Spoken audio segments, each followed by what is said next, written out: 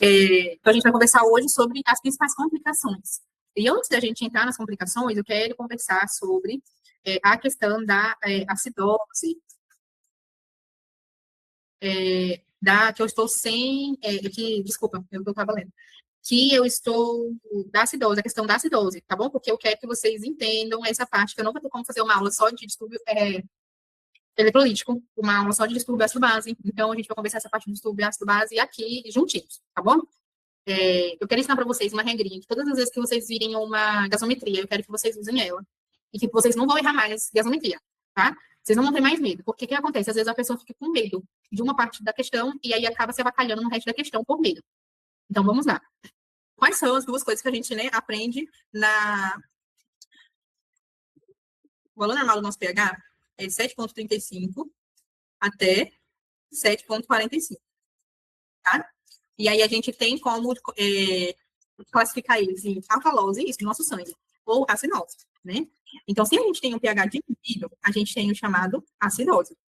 E se a gente tem um pH elevado, a gente tem o chamado alcalose, tá bom? Lembrem-se que, por exemplo, para quem confunde, né, essa parte, na vaginose bacteriana que a gente viu, o pH vaginal, o pH do corrimento está o quê? O pH está elevado. Por quê? Porque está alcalino. Como você que está alcalino? Porque o sêmen é alcalino. Então, lembrem-se que o sêmen é uma das causas, né, da vaginose. Então, o sêmen deixa o pH da vagina, que é ácido, alcalino. Então, lembrem-se do 7,45. Não sei se fez sentido para vocês essa relação, mas a minha cabeça faz.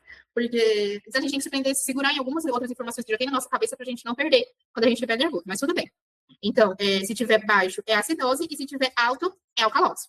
Beleza. Então, todas as vezes que a gente começar uma gasometria, a gente vai procurar 3 parâmetros.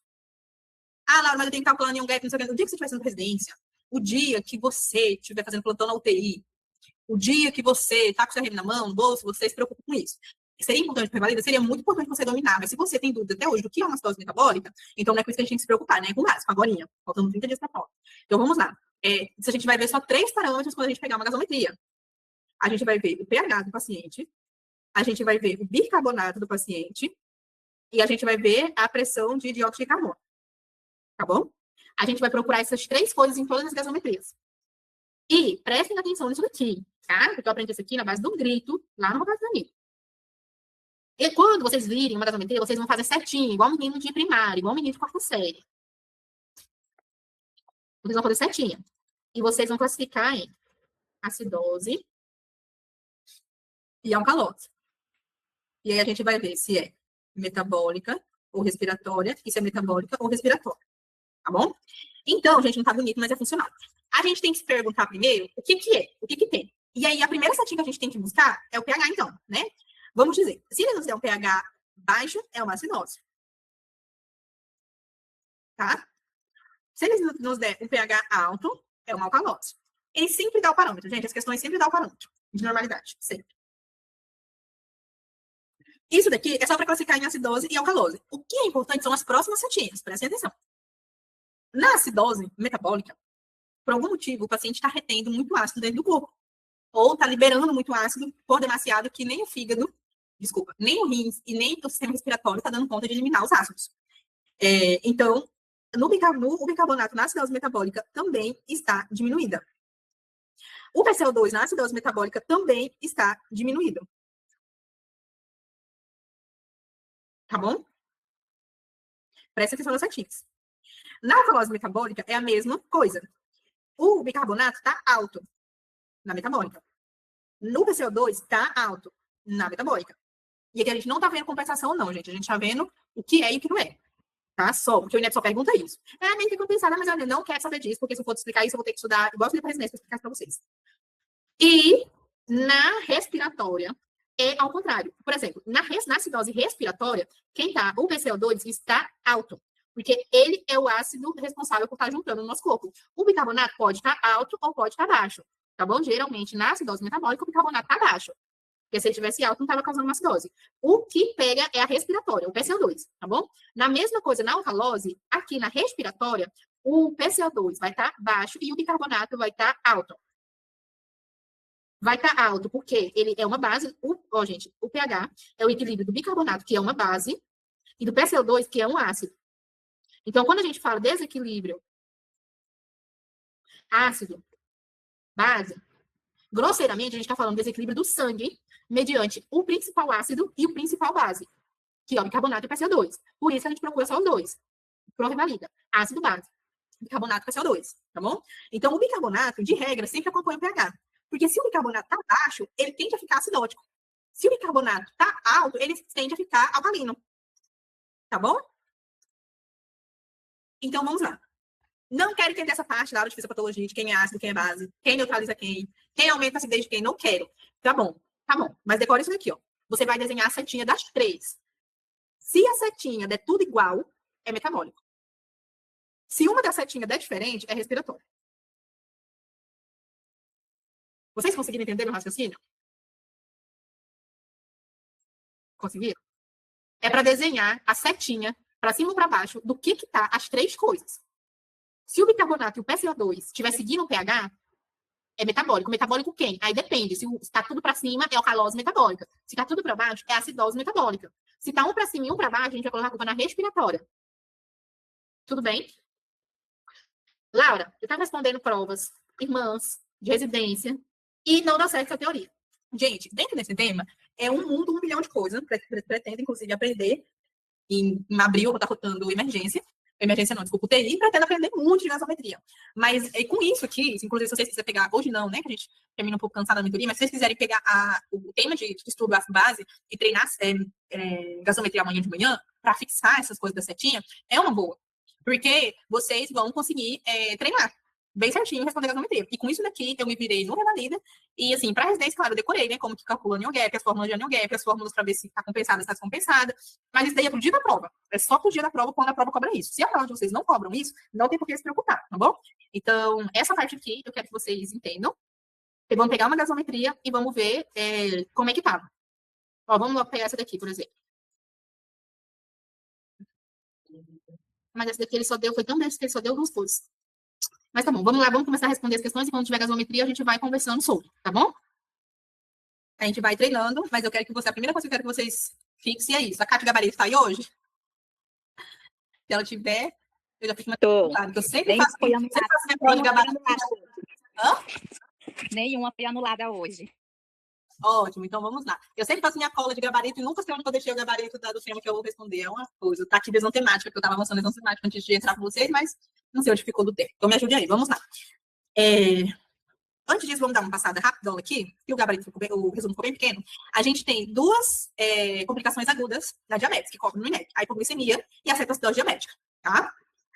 E a gente tem as crônicas, né? As complicações agudas são essas 2. Tem, além dele, o estado hiperglicêmico e hiperosmolar, mas o INEP nunca cobrou, então não entrou no resumo. Vocês sabem que entra no resumo que o INEP cobra, ou que está muito na chance de cair. Se cair estado hiperglicêmico e hiperosmolar, não, acho que não vai cair, mas se cair, é uma tristeza. Tá bom. As complicações crônicas, a gente tem as microvasculares e as macrovasculares. As macrovasculares, a única que cai, de fato, é o AVC e o infarto. E caiu agora a doença arterial periférica, né? Já caiu toda. Só que o que acontece? Eles são muito à parte. Eles são temas muito grandes, né? Por exemplo, igual esses dias o Daniel mandou no grupo pedindo as de doença arterial periférica, né? Para ele conseguir avançar de doença arterial periférica. Então, é um capítulo de cirurgia vascular, que pode ter trombose, pode ter embolia, pode ter obstrução arterial, doença arterial crônica, enfim. Acidente vascular cerebral também é um mundo, que a gente, inclusive, já avançou junto. Doença arterial coronariana é outro mundo. Então, assim, elas são muito grandes para estar dentro de diabetes e complicações. E as microvasculares, a gente tem a nefropatia, a neuropatia e a retinopatia. Retinopatia não foi cobrada no Revalida. Neuropatia foi cobrada nas últimas provas, pré-diabético, foi cobrado também diagnóstico diferencial para a gente já vai ver. E a nefropatia, né, a gente viu esses dias para trás que a gente estava avançando síndrome nefrótica, e tem outras que já foram cobradas também, e o conceito sempre é o mesmo. Quando é que a gente vai dar o diagnóstico de síndrome nefrótica? Ou, desculpa, de nefropatia diabética, né, que pode causar uma síndrome nefrótica. Então, spoiler, ninguém viu. Então, a gente vai ir respondendo, mas tem isso na cabeça de vocês, crônicas e agudas, tá bom? As crônicas, micro e macro, e as agudas, hipoglicemia e cetoacidose. Vamos lá. Um paciente de 74 anos com diagnóstico de hipertensão arterial sistêmica e de diabetes, e de hipertensão e diabetes, há 25 anos, é trazida à instituição de longa permanência. Ela se queixa de fraqueza acentuada em membros inferiores, observada há pelo menos 1 ano, que vem se agravando há 2 semanas. Relata não ter força para caminhar e nega febre. Ao exame físico, apresenta-se em regular estado geral, lúcida, orientada e hidratada. Identifica-se em exame neurológico força grau 3 em membros inferiores. Tônus reduzidos em panturrilha bilateralmente, reflexo patelar e aquileu abolido bilateralmente. Observa-se ausência de alterações da rima labial, ou seja, está querendo dizer, não é um AVC, não é um déficit neurológico súbito. Teste de monofilamento alterado em ambos os pés. Os pediosos tibiais posteriores reduzidos, então eu tenho uma alteração aí arterial, bilateralmente. A partir dessas informações, qual é o exame mais adequado para o caso? Vamos lá. Essa questão aqui eu sei o gabarito porque eu errei. Vamos lá, gente. Isso daqui, quando eu li essa questão, eu falei assim, ela tá com uma neuropatia diabética. Por quê? É um quadro arrastado, né? Já tem 1 ano, que piorou nas 2 semanas, pode ser que teve uma descompensação do controle glicêmico, né? E aqui a gente tem a ausência de déficit neurológico súbito, a gente tem o monofilamento, né? Que sim, o paciente já está perdendo a sensibilidade, sim, já está afetando a parte motora. Então, é uma neuropatia diabética, periférica, né? Uma neuropatia periférica. E aí, eu vim aqui e marquei pesquisa de sensibilidade com biotensiômetro. E eu errei, né? A resposta dessa questão é ressonância magnética. Tentei encontrar, por exemplo, algo que me fizesse mudar de opinião, por exemplo, a partir dessas informações. Qual é o exame complementar mais adequado? Algo que fosse do tipo, não mais adequado, mas mais específico, mais adequado também, né? Para o caso, seria a ressonância. Se ele tivesse perguntado qual é o exame imediato, ou se ele estivesse colocando assim, custo-benefício, qual é o primeiro exame a ser realizado? Aí seria, né, o biotensiômetro, que é um exame físico neurológico, um exame físico mesmo. Então, é só fazer um exame físico na paciente, ver se ela está com alteração de sensibilidade dolorosa. Né? A gente vê a sensibilidade dolorosa, a gente vê a sensibilidade vibratória. Então, talvez seria por causa do mais adequado. O mais adequado é, né, até perguntei para o ChatGPT, mas o gabarito de esquecer. Por quê? Porque eu tive que entrar em um comentário para essa questão, porque eu acreditava que era dele. E ele disse que, então, já que ela falou que era C, porque queria realmente que a gente descartasse um déficit neurológico súbito, um acidente uma compressão radicular, o acidente cerebral ele já descartou, né? Então, essa daqui não é porque o acidente cerebral ele já descartou. Mas ele não descartou em nenhum momento, por exemplo, uma compressão discal aguda, ou uma síndrome de caldequina, uma hérnia protuída, que precisasse de uma cirurgia. Então, uma compressão nervosa. Ele quis fazer diagnóstico diferencial com uma nervosa. Então, se ele tivesse dado, se a gente pensar no agora, seria AD, tá bom? Seria AD. Mas como ele está falando o mais certo, vamos dizer assim, mais certo não, ou eu não entendi por esse lado, né? Mas já fica aí para a gente tentar nossas anteninhas. Mais adequado. Isso, de melhor acurácia, de melhor especificidade, o mais, assim, o melhor. Qual o melhor exame para ela? Realmente a gente vê a coluna dela inteira. Para ter certeza que não é nada na coluna e que vem de origem periférica. Mas a gente tem que descartar primeiro o sistema nervoso central, tá bom? Então, é assim por conta disso. Prestar atenção nessa perguntinha, porque eu acho que foi essa perguntinha aqui que fez eu errar a pergunta, tá? Alguém que respondeu a questão hoje errou essa pergunta também? Ou errei sozinha? Vamos lá. Uma menina de 4 anos é levada ao pronto-socorro de um hospital público pelo SAMU, com relato de quadro de náuseas, vômitos e dor abdominal de evolução rápida nas últimas 6 horas. Sua mãe conta que a filha teve perda de peso significativa nas últimas semanas. Apresenta sonolenta, desidratada, com hálito cetônico. Taquicardia, taquipneia, com a glicemia capilar de 300. Gasometria, olha, isso que eu quero que vocês façam. Ó. Gasometria de 7,19, tá? Baixo. Bicarbonato de 15, tá? Baixo. Faltou o PCO2, né? Mas, para um bom entendedor, meia palavra máxima. Com base no resultado apresentado, é correto afirmar que a criança possui nível reduzido de... O que essa criança tem, né? Essa criança, ela tem uma CAD, ela tem uma cetoacidose diabética. E aí, aqui, eu já quero puxar a orelha de vocês para a gente decorar a triada. Em português, é tríade ou triada? Bioquímica. Tríade. Pronto. Então, que vocês decorem a tríade bioquímica, tá? A tríade bioquímica, ela é a cetoacidose diabética. A tríade bioquímica é o que dá o diagnóstico para a cetoacidose diabética, e ela é a própria cetoacidose diabética. Ela é o corpo cetônicos, ela é a acidose metabólica e ela é a glicemia elevada da diabetes. Então, a gente tem que ter um paciente com um estado que tenha uma hiperglicemia, e quando eu digo hiperglicemia, eu estou falando mais que 250. A gente tem que ter uma acidose metabólica e a gente tem que ter os corpos cetônicos. Seja esse na urina, seja que é chamada cetonúria, seja ele no sangue, que é chamada cetonemia, ou cetonemia, não sei como tem em português, cetonemia, ou seja ele Pronto. Ou seja, ele, no hálito do paciente, algumas questões trazem esse hálito cetônico. Não tem como a gente perder uma questão de cetoacidose com o hálito cetônico, né? Então, aqui a gente tinha uma cetoacidose diabética, a gente tinha triada bioquímica, a gente tinha tudo bonitinho, ó. Hiperglicemia, corpos cetônicos e acidose metabólica, tá bom? Perda de peso, às vezes, qual é a emblemática do Revalida? Eu vou gastar um pouco mais de tempo nessa primeira questão. A emblemática do Revalida ama, maravilhoso, é trazer uma criança, ou até mesmo um adulto jovem, com dor abdominal. Teve dor abdominal e hálito cetônico, não duvidem, é cetoacidose diabética. Teve dor abdominal e uma gasometria lá no fundo, lá embaixo, é cetoacidose diabética. Esse paciente está sofrendo uma cetoacidose diabética, tá bom? E muito emblemático do Revalida também, trazer um quadro deflagrador de diabetes. Por exemplo, ele pode não trazer um paciente previamente diagnosticado com diabetes, mas ele pode trazer um paciente, porque, por exemplo, esse paciente aqui tem diagnóstico de diabetes agora. Por quê? Porque tem um dos P, né? Tem que ser um sintomático mais uma glicemia ao azar mais que 200. Um dos critérios de diabetes é esse, né? Diagnóstico de diabetes. Alguém sintomático, e ele teve perda de peso, faltou a poliúria, polidípsia, polifagia, e aí a gente tem uma glicemia ao azar mais que 200, a gente pode fechar o diagnóstico. Os nossos pacientes estão presentes, ficar com perda de peso. Entendeu? Então, isso aqui é uma linda cetoacidose diabética. Tudo bem. Mas ele está perguntando, com base nos dados apresentados, é correto afirmar que a criança possui níveis reduzidos de... E aí, aqui, quem sabe o mínimo de cetoacidose diabética já vai saber responder essa questão. Porque a gente sabe que o tratamento da cetoacidose diabética é começar a correção da glicemia, né, da hiperglicemia. Então, começar a insulina e começar o potássio total. Começar o potássio sérico, né, a remoção de cloreto de potássio. Então, a letra A é o que está baixo, o nível reduzido de...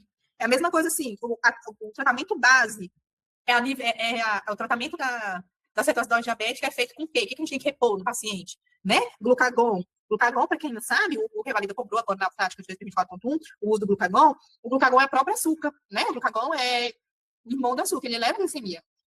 Então, aqui a gente mataria com ele de oportunidade de matar o paciente. O cortisol, né? Ele está ali pertinho do pâncreas, ali, sendo produzido, mas não é pelas adrenais, é outra glândula, não tem nada a ver com o coitado do pâncreas.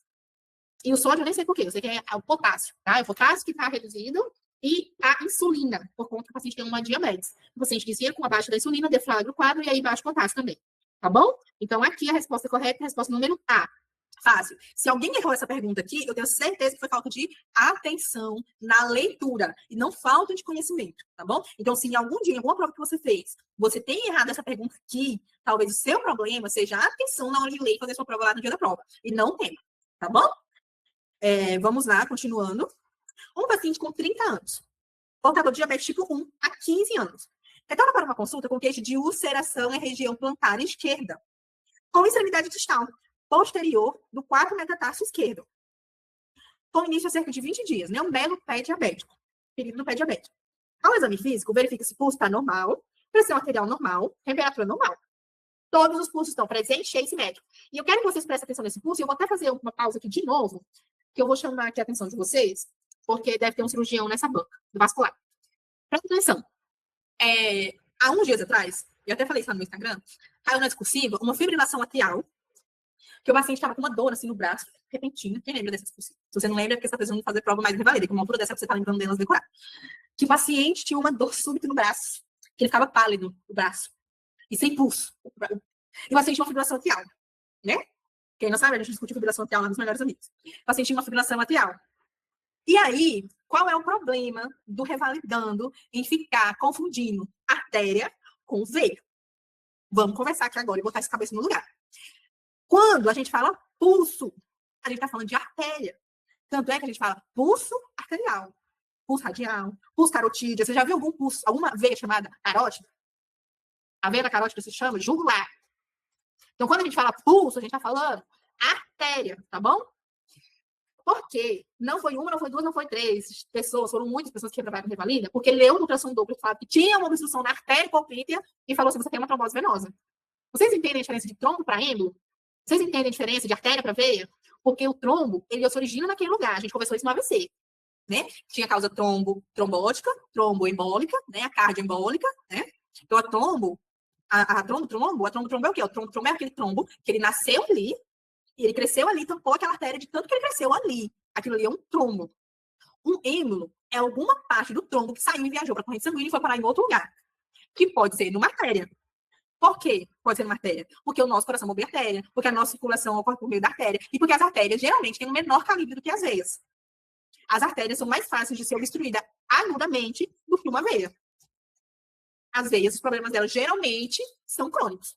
A artéria não. Já viu o infarto de uma veia? Pode acontecer, mas o infarto da artéria coronária, infarto da artéria cerebral média, infarto da artéria poplítea, infarto da artéria radial, braquial, tá bom? Então, quando a gente vê isso daqui, ó, quando um professor, porque a maioria dessas pessoas de banca, gente, são professores, né? Quando o professor coloca isso aqui, ó, todos os pulsos estão ausentes, cheios e simétricos, é quase a mesma coisa isso aqui, ó, cadê? Aqui ele colocou aqui, ó. Ó, cadê? Pulsos pediosos e tibiais posteriores reduzidos. Aqui, além de uma neuropatia, a gente tem uma vasculopatia. A gente tem um acometimento de quem? Da artéria. Porque o pulso já está lentificado. O pulso lá já está chegando bem fraco. E pulso é arterial, tá bom? Aqui, de novo, tá bom? Então, aqui ele está falando que as artérias dele também até hoje. Não sei não o que é, mas a artéria não é. Tá bom? Só pra gente ter essa conversa bem séria aqui, pra eu não ver vocês errando um dia lá na frente, Deus o livre e guarde, por uma coisa bem fácil. E caiu na discursiva. Desses dias pra trás, mas tá bom. Observa-se ainda a presão de lesão ulcerada, de 3 centímetros, com discreta secreção serosa, sem hiperemia, ou calor, com hiperqueratose local e tecido de granulação central em região plantar esquerda. Isso é uma ferida de pé diabético. O paciente que tem uma neuropatia, porque não é uma vasculopatia, é uma neuropatia, já disse que não é o vaso, é o nervo, que ficou ali sensível, o paciente teve um calo, uma ferida, algo feriu ele continuou comendo no sentido, ele continuou macetando, e não viu que a ferida se prolongou, né? Ele já tem um problema da cicatrização. Então, nesse caso do pé diabético, além do controle glicêmico, qual é o tratamento adequado para esse paciente? Simpatectomia lombar, né? Simpatectomia lombar é quando a gente tira, foi muito, muito radical, né? Quando a gente meio que desliga a parte simpática, né? A parte dolorosa, a parte sensitiva do plexo lombar do paciente. É para aqueles pacientes refratários à dor, que não melhora, crônico, enfim. Então, não. Enxerto de pele autólogo, até faz a gente enxerto para paciente com ferida diabética, no pé nem tanto, mas falando de uma prova do SUS, pior, muito pior. Terapia compressiva inelástica, essa terapia compressiva inelástica aqui foi para quem achou que o problema era vaso. Quem achou que o problema era circulação, marcou isso daqui, que seriam as meias, né? As meias compressivas, compressão local, para melhorar a circulação. Acho que ninguém aqui deve ter feito isso. E curativo e adaptação de calçado. Essa pergunta que eles contaram como preventiva, né? Tá muito bonitinha. Curativo e adaptação de calçado. É a mesma coisa, é a melhor coisa. O paciente ainda, olha, não tem sinal de flagose, não tem hiperemia, não tem calor. Ainda é só uma bela ferida. Um paciente jovem, não tem necrose, não tem desvitalização. Então, a gente faz um controle glicêmico para melhorar a cicatrização local do paciente, curativo, e adapta o calçado para não continuar machucando o pé do paciente, tá bom? Se for numa discursiva, claro, vai dar orientações, né, para o paciente revisar os pés, né, revisar continuamente os pezinhos, para ver se não tem uma feridinha, falar para o paciente cortar a unha direitinho, né, não deixar a unha crescer, falar para o paciente tomar o remédio certinho, fazer controle a cada 6 meses, enfim. Mas vamos lá. Uma mulher de 21 anos, portadora de diabetes mellitus do tipo 1 há 8 anos, em tratamento com insulina NPH e esquema de insulina regular. Essa é submetida anualmente a teste para avaliação de complicações microvasculares da doença de base, que é a nefro, a neuro e a retina. Neste ano, pela primeira vez, foi documentada alteração no laboratório, que indica a presença de nefropatia em fase inicial. Nossa, coitada, com 21 anos. O teste foi repetido após 3 meses e confirmado que a alteração é persistente. Assinar a opção que representa o resultado do exame laboratório, que permitiu a elaboração de tal hipótese. Então, vamos lá. Essa daqui a gente já respondeu, né? Pode falar, Pedro? Eu já ia falar, a gente já respondeu essa questão, acho que foi em áudio. Exato. Foi, a gente respondeu ela. Quando, gente, tem uma pergunta que eu vejo que é muito característica de 2 temas, eu coloco ela nos 2 temas. Por isso que às vezes repete uma pergunta e o caderno de clínica acaba ficando grande. Mas não tem problema não, a gente estuda lá, a gente estuda cá também. Porque aquele dia a gente estava estudando proteinúria, né? A proteína na urina. Então, a síndrome nefrótica, ela é bem... uma das causas dela importante é a diabetes, né? A nefropatia diabética. E aquele a gente estava conversando, né? A gente já sabe que essa é a resposta, que tem que ter a ver com albuminúria. Só que, estudando mais a fundo, eu percebi que eu trouxe mais comentários mais fortes para vocês. Essa daqui tá errada porque a gente considera, eu fui atrás de todos os critérios, como agora eu vou botar clínica médica, né? Eu estou estudando bastante clínica médica, isso aqui até me ajudou muito. A taxa de filtração glomerular tem que ser menor que 60, tá? Para ser considerada nefropatia diabética. Então, um paciente diabético que esteja cursando com uma taxa de filtração glomerular abaixo de 60, a gente já pode considerar nefropatia diabética, tá bom? Então, aqui ele errou por conta do 45, já seria algo muito adiantado, não seria fase inicial. A creatinina sérica sozinha não faz o diagnóstico, tá? A creatinina sérica, ela precisa ser, ou a única que faz diagnóstico sozinha é a taxa de filtração glomerular, e uma única amostra, ter o taxa de filtração glomerular abaixo de 60, já é nefropatia diabética, tá? A gente tem uns outros critérios, mas esses critérios tem que ter um intervalo de 3 ou 6 meses. Então, assim, que eu falei pra vocês, a hemoglobinúria e a amostra isolada pode dar o diagnóstico, só que tem que repetir em 3 meses. Não precisa de fazer 24 horas. Não precisa, eu posso fazer hoje no meu paciente. Se der positivo a microglobulinúria, daqui 3 meses eu posso fazer de novo. Se der positivo de novo, aí eu dou diagnóstico de nefropatia diabética também, tá bom? Em uma só amostra, um único dia no consultório também não dá. Eu quero retificar o que eu falei aquele dia, se alguém entendeu dessa maneira, tá bom? Uma só amostra, só precisa de uma amostra. Aí eu abro a investigação, igual ele fez aqui, ó. Com 3 meses, eu confirmo, tá bom? E a creatinina junto com a albumina. Ver quanto de creatinina e quanto de albumina que está sendo excretado pela urina, tá bom? Se tiver mais que 30 miligramas por cada grama de creatinina, aí também é positivo, tá? Eu botei aqui os critérios bem bonitinho. Dosagem de albumina e amostra isolada. Ah, tá. Ou 24 horas também, de albuminúria. Mas se a 24 horas de albuminúria for positiva, aí tem que repetir daqui 3 meses, 24 horas de novo, tá bom? Então, todas essas aqui precisam repetir em 3 meses. Essa daqui não precisa repetir, tá? Ou só ela fazer ela sozinha, a taxa de filtração glomerular abaixo de 60, a gente já pode dar o diagnóstico. Beleza? Vamos lá. Na abordagem imediata do paciente com cetoacidose diabética, na unidade de pronto atendimento, o médico deve. Então, numa emergência, o que o médico tem que fazer? Solicitar a dosagem de sódio, potássio, até aqui beleza, até aqui beleza, até aqui beleza. Agora, ler hemoglobina glicada no paciente com cetoacidose diabética na UPA é de cagar, né? Não precisa. Cetonêmia, cetonúria, sim. E gasometria e função renal, sim, também. Gasometria até mais que função renal, mas sim também. O negócio aqui que pegou foi a glicada, né? A gente vai ficar pedindo glicada na emergência, assim, uma hora dessa noite. Rever as medicações em usos, orais e insulinas, e indicar a utilização de NPH ou regular, conforme a glicemia capilar. Então, a gente não usa NPH. Ai, meu bem, obrigado. A gente não usa NPH no tratamento da cetoacidose diabética, tá bom? A insulina que a gente usa é a regular. A NPH só é utilizada quando o paciente entra em controle, tudo bem? E como as meninas estavam falando, né, que eu acho que todo mundo aqui que já fez revalida pelo menos 2 vezes já está cansado, já tem a voz do Fabrício falando isso na nossa cabeça, que não se nega água a ninguém, né? E é isso mesmo.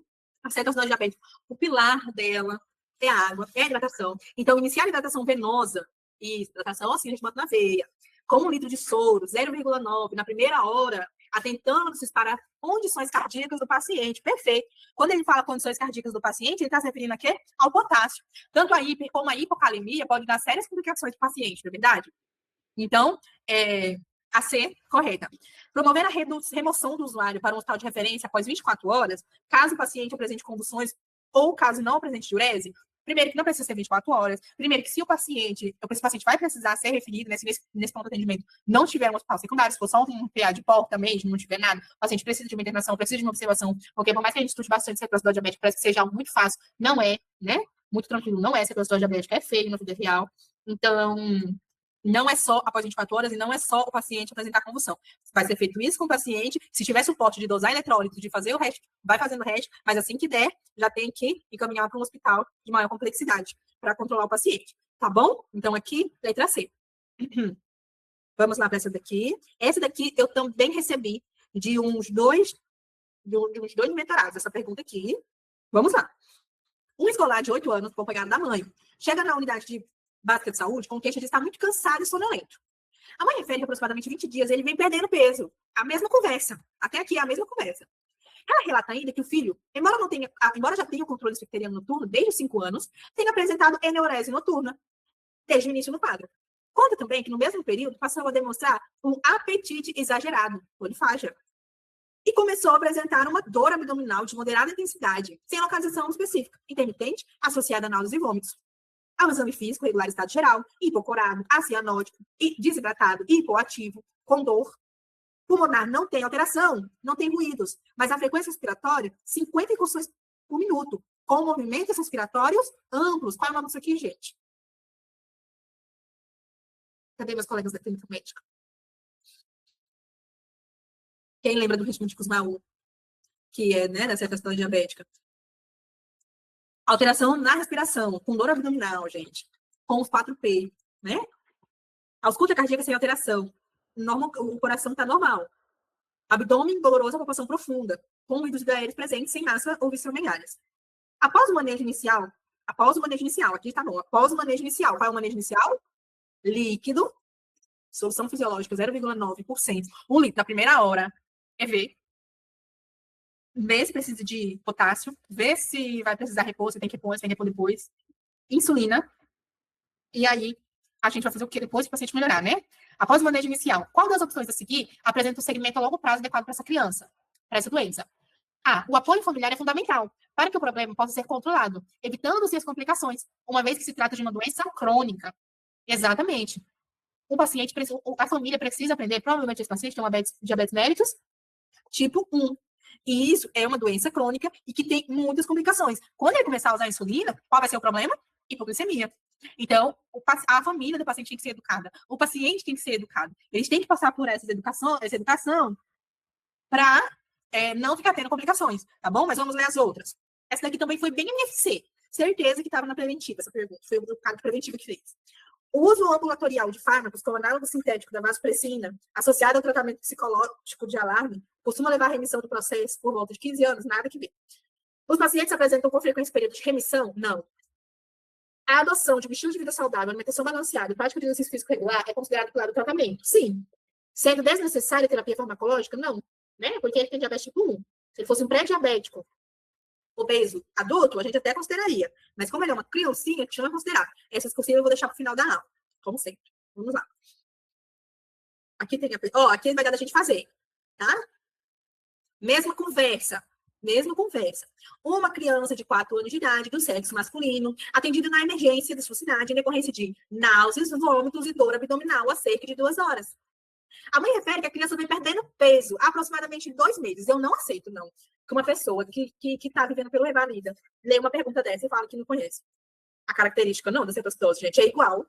Mas vamos continuar. E apresentando um aumento do apetite, polifagia, e problema no xixi, e de diurese, polifágia, poliúria, perda de peso, ele só não dá politícia. O desenvolvimento é adequado. O exame físico mostra acordado colaborativo, com hálito cetônico, hipocorado, desidratado e taquipneico, abdômen doloroso, sem sinal de irritação peritoneal. Ausculta respiratória normal, exames, glicemia, hiperglicemia. Agora vamos fazer aquilo lá. Menos que 7,35. PCO2. Gente, deixa eu falar para vocês, para quem não se apavore não, viu? pH, você só tem que decorar o 35 e o 45, tá? Aí, o PCO2 vai ser a mesma coisa, é só 35 e 45, só não vai ter o 7, tá? O normal. E o bicarbonato, ele é de 22 até 26, tá bom? O normal, o ótimo. Tá? Então, vamos lá. O pH está menos que o normal. O PCO2, o normal é 35, 45, está menos que o normal. O bicarbonato está 10, menos que o normal. Não quero saber quanto está o PO2. Se ele tivesse dado... Não quero saber nada. Eu quero saber só esses 3, tá? Então, o paciente está tendo 3 para baixo. É uma acidose metabólica. Acidose metabólica. Se tivesse assim, alcalose metabólica. Se tivesse assim, acidose respiratória. Tá bom? Vamos lá. Então, tem também uma acidose metabólica. O resultado do exame de urina revela cetonúria. Então, nosso paciente tem a triada bioquímica. Vamos lá. Hiperglicemia, cetonúria e acidose metabólica. Ceto, acidose diabética. Olha o nome que bonito. Ceto, acidose diabética. Copos cetônicos, cetonúria e hiperglicemia. Cerca de 4 horas do início do tratamento, com reposição hídrica, com insulina, o paciente passa a apresentar redução no nível de consciência, associada aqui para tudo que a professora de vocês já ensinou. O que é bradicardia, gente? A culpa é de quem quando um paciente apresenta bradicardia?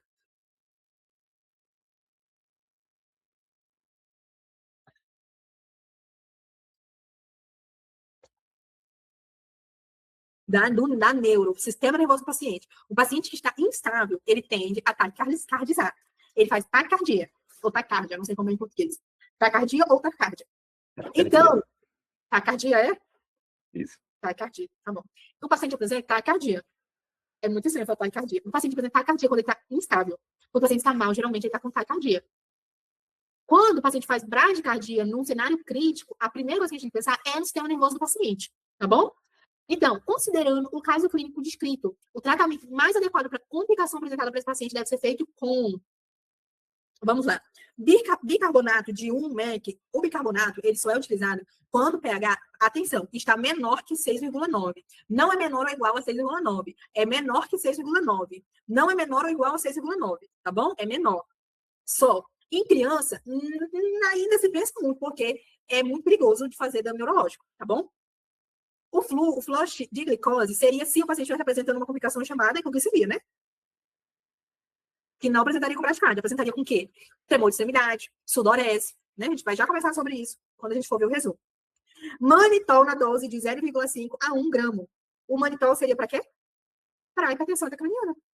Para reduzir, né, a doutrina de Morqueri, que lembra a doutrina de Morqueri, para reduzir o líquido intracraniano, para diminuir a pressão intracraniana, para proteção neuronal, né? Então, letra C. Como vocês sabem que a culpa é do neuro aqui, a única resposta que tinha neurológica era essa daqui. O potássio seria para quem? Para cardio. Se esse paciente estivesse apresentando alguma alteração de ritmo, algum problema cardiológico. Aqui a gente está falando de um problema neurológico, tá bom?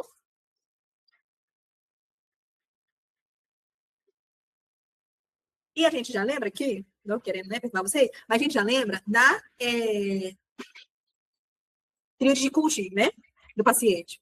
Que a bradicardia é um dos pilares da tríade de Cushing para hipertensão intracraniana, tá bom?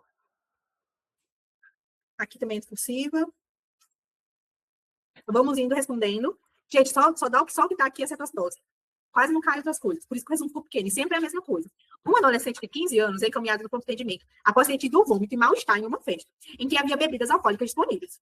Em consulta, o paciente nega ter tomado bebida. Ele é previamente rígido e também nega uso de medicamento ou droga. Segundo relatos dos familiares que o acompanham, o paciente faz dieta para perder peso, sem acompanhamento médico. E fica muitas horas sem se alimentar. Aí, isso aqui a gente já lembra, né, da dieta, o que é? Da dieta cetônica, né? Você fica mais de 12 horas sem comer carboidrato, seu corpo, você sendo previamente rígido, você já começa a produzir corpos cetônicos pelo ai, gente, lipólise, né? Quando a gente vai fazer o consumo de gordura, né? Para fazer energia, para fazer... Ai, meu Deus, eu já tô meio retardada. Mas usa a glicose para fazer energia. Qual é o nome da energia? Fala aí para mim. Aquele negócio da gliconeogênese, alguma coisa assim. Gliconeogênese. Para isso, Júnior. Obrigado, papi. Obrigado, cara. A gliconeogênese para a gente fazer ATP, para a gente fazer energia, para a gente produzir energia. Tipo de Krebs, tudo aquilo. Tá bom? E aí, quando a gente fica muitas horas sem se alimentar com carboidrato, a gente entra em gliconeogênese, que produz corpos cetônicos, dieta cetogênica, para quem não sabe. A admissão na unidade, ele apresentava árido cetônico. Estava sonolento, orientado, desidratado, acianótico, hemodinamicamente bem, com frequência respiratória e com taquipneia. Abdômen difusamente doloroso, mas tudo normal. Saturando 95. Os exames, olha aí, vamos lá procurar a carga bioquímica. Hiperglicemia, gasometria com pH baixo, PCO2, PA2 eu não quero. PCO2 baixo, normal, tá até normal, PCO2. Bicarbonato baixo. Base não quero, saturação não, cetonêmia positiva. Sódio baixo, potássio baixo, cloro baixando, amilase alta. Diante do quadro, quais são o diagnóstico provável e o tratamento inicial adequado desse paciente? Esse paciente aqui sim deve estar tentando compensar. Mas a gente tem uma acidose metabólica, tá bom? Uma hiperglicemia e corpos cetônicos, né? No resumo do rádio, fala que o sódio vai estar falsamente baixo. É que a hiperglicemia promove um influxo de líquido para dentro do vaso. Ah, tá. Obrigada, Tainara. Diante do quadro clínico, quais são o diagnóstico provável? Cetoacidose diabética, cetoacidose secundária, cetoacidose secundária. A gente tira essas aqui. Ah, Laura, mas não poderia ser secundária a dieta dele? Poderia sim. Se a glicemia tivesse dado normal, né? Ele tem a tríade bioquímica. Então, vai ser a culpa da coisa sim, da diabetes sim. Hidratação com solução fisiológica e cloreto de potássio por via intravenosa? Administração imediata de insulina por via endovenosa? Então, gente, essa daqui, como a Michele disse, é a A. Por conta de quê? Por conta do valor do potássio, né? A gente sempre tem que ver 3 classificações do potássio. A gente tem o potássio menor que 3,3. A gente tem o potássio de 3,3 até 5,2. E a gente tem o potássio maior ou igual a 5,3. Tá bom? Nesses dois aqui, a gente vai usar potássio. Nesse daqui, a gente não vai usar potássio. Então, sempre que o potássio tiver menos que 5,2, menor ou igual a 5,2, a gente vai usar potássio. Agora, a pergunta é quando a gente vai usar potássio. Então, na cetoacidose diabética, o potássio, a não ser que ele esteja acima de 5,3, a gente vai usar potássio. Sempre. A gente não vai usar quando estiver muito alto. Agora, quando que a gente vai usar? A gente vai decidir nesse corte aqui. Se o paciente estiver com menos que 3,3, a gente vai usar o potássio antes da insulina. Se a gente estiver com um potássio de 3,3 até 5,2, a gente vai usar o potássio junto com a insulina. Então, lembre-se, o paciente sempre vai estar num ambiente hospitalar, né? O paciente vai estar num ambiente em que ele vai estar com provavelmente bomba de infusão, enfim, né? Porque você vai começar insulina no paciente ter feito o ionograma dele, né? Ele tem que fazer o ionograma de começar a insulina na cetoacidose diabética. Então, tem que fazer o ionograma do paciente e, então, considera-se que é um hospital um pouquinho, né? Já dá de iniciar junto, se tiver num rango estado, se tiver num rango, né, seguro. Nesse daqui, ó, tá menor que 3,3, aí a gente tem que iniciar antes, tá bom? Só hidratação, só potássio, e quando atingir mais que 3,3, aí a gente inicia a insulina. Até lá, não. Tudo bem? Vamos lá. Um homem de 25 anos, rebaixamento da consciência. Um paciente fala que ele perdeu 10 quilos no último mês, apesar do aumento do apetite e aumento da ingesta de líquido. Sintomático. Ao exame, o paciente apresenta sonolenta, desidratada, mesma conversa. Apresenta pressão normal, frequência cardíaca, taquicardia e taquipneia. A ausculta cardíaca e pulmonar, normal. O paciente refere dor abdominal, a palpação superficial. Flapping não presente. Flapping, você sabe que são, né, as asterix, né? Flapping é batimento de asa do paciente, que é um sinal neurológico de afetação de hepatopatia, hepatopatas. Então já é um problema hepático, tá? Mas tá bom, nada a ver. Mas tá negativo. A gasometria mostrou pH de 7. Bicarbonato de 9. Tá bem baixo. Anion gap 17. Não falou PCO2, mas tá bom. Só com esses dois aqui tá bom. Outros exames, glicemia de 560. Potássio, 2,3. Esse paciente vai morrer. Sódio, 129. Com base, o tratamento imediato indicado é hidratação, correto. Reposição de potássio, correto. E administração de insulina regular por via endovenosa simultaneamente, não gostei da palavra simultaneamente, mas vamos ver qual é o gabarito. Hidratação, correto. Reposição de potássio, correto. Administração imediata de insulina NPH, não. NPH é subcutânea, né, gente? Na gordurinha. Não. Hidratação, correto. Reposição de potássio, correto. Administração de insulina regular endovenosa após normalização de potássio, essa sim. Essa sim. Quando o potássio subir para 3,3, eu inicio a insulina regular endovenosa. Tá bom? Bem bonitinho. Letra C. Aqui, mais uma vez. Aqui não, aqui tá subcutânea, né? A gente, na emergência, o controle se faz com... Tá bom? Era só essa, né? Ah, não, de 2015 aqui também. Mesma coisa, gente. Vocês já aprenderam, né? Uma paciente de 11 anos dá entrada no PS com a história de dor abdominal e 8 episódios de vômitos nas últimas 4 horas. Eu não sei se alguns de vocês já viram um paciente dando entrada no hospital com cetoacidose diabética. Gente, a paciente vomitou muito. Muito mesmo. Não sei explicar para vocês por quê. Aí eu acho que entra já uma fisiopatologia muito grande, né? Tanto para explicar a dor abdominal, quanto para explicar os vômitos. Mas o paciente vomitou muito, o paciente de fato está muito desidratado. Eu lembro até hoje, o primeiro paciente grave que eu vi no hospital, no Roberto Galo, em 2017. Foi uma cetoacidose diabética. O primeiro paciente que eu vi muito grave foi uma cetoacidose diabética. E eu nunca vou esquecer daquele quadro. Era uma paciente diabética com mellitus tipo 2. E paciente com diabetes mellitus tipo 2, para ele fazer uma cetoacidose diabética, o quadro dele tem que sempre ser desencadeado por algo mais grave, né? Uma diarreia, náusea, vômito, uma gastroenterite, uma desidratação muito grave, para ajudar na produção de corpos cetônicos, porque como ele tem o pâncreas dele funcionando, por mais que a insulina esteja um pouco baixa, a glicemia vai subir um pouco, o pâncreas funciona. Então, acaba que não causa tanto dano. Agora, no diabetes tipo 1 é mais fácil, porque o pâncreas não funciona. Então, qualquer desregulada, a gente tem uma queda da insulina muito rápida, e aí causa a cetoacidose diabética, tá bom? Mas... é isso, eles vomitam muito, é muito característica a dor abdominal e o vômito. E junto com ela, a desidratação, por causa dos vômitos, tá?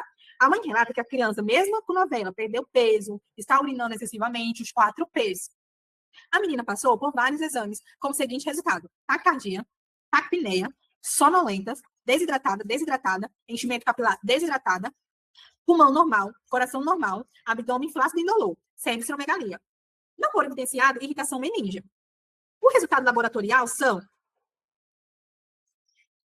pH diminuído, bicarbonato muito diminuído, PCO2 diminuído. Pronto, acidose metabólica. PO2, não quero saber, tá bom? Não quero. Quero saber o que vai me diagnosticar o paciente. Ele tem uma acidose metabólica, uma hiperglicemia e cetonúria. Triada bioquímica. Tríade bioquímica.